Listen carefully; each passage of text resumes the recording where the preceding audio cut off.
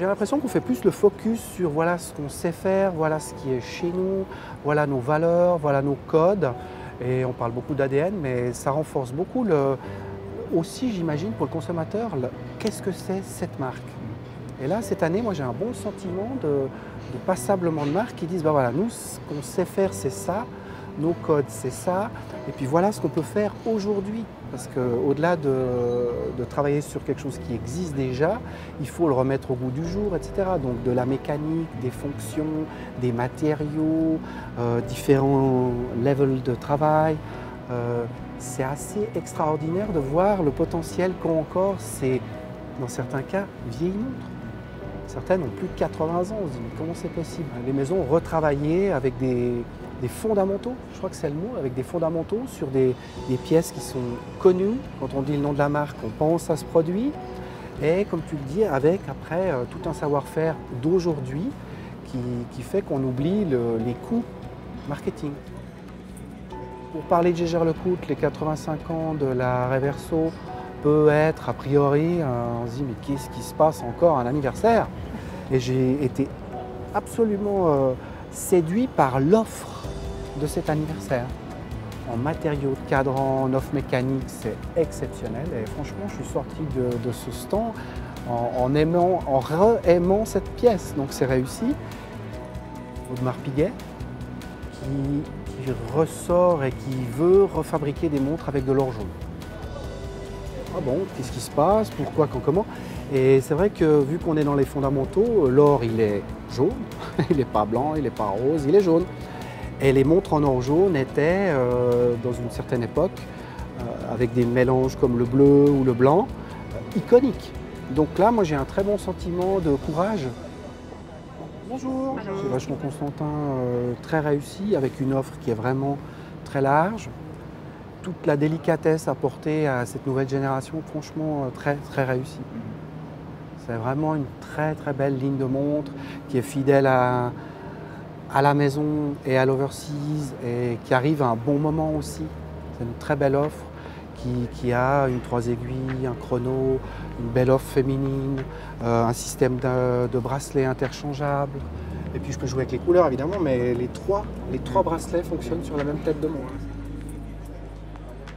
Cartier avec une magnifique drive, une boîte de montre un peu coussin, avec une lumière sublime, des proportions magnifiques.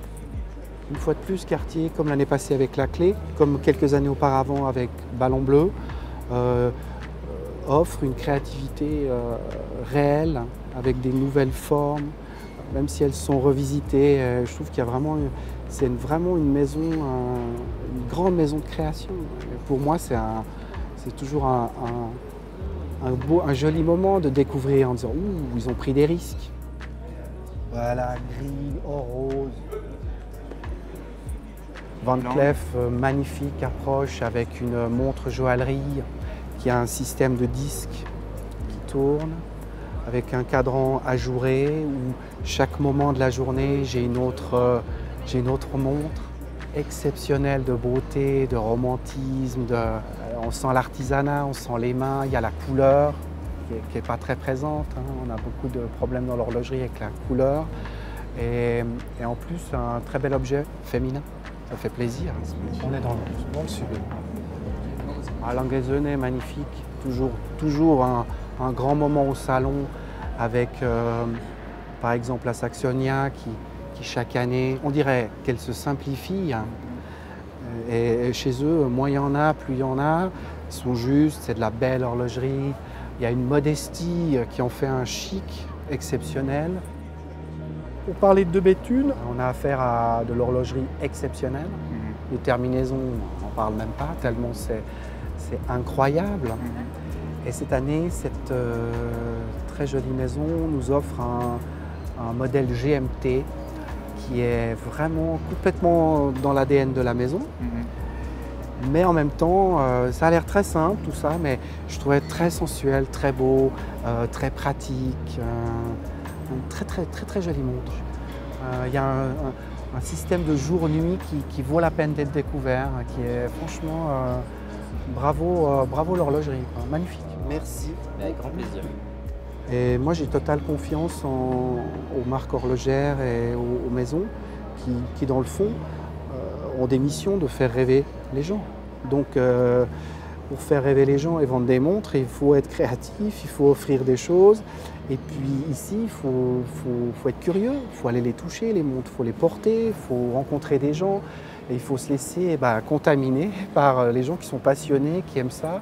J'ai un bon sentiment de, de beau travail bien fait. On sent qu'il y a quelque chose qui se passe de sain.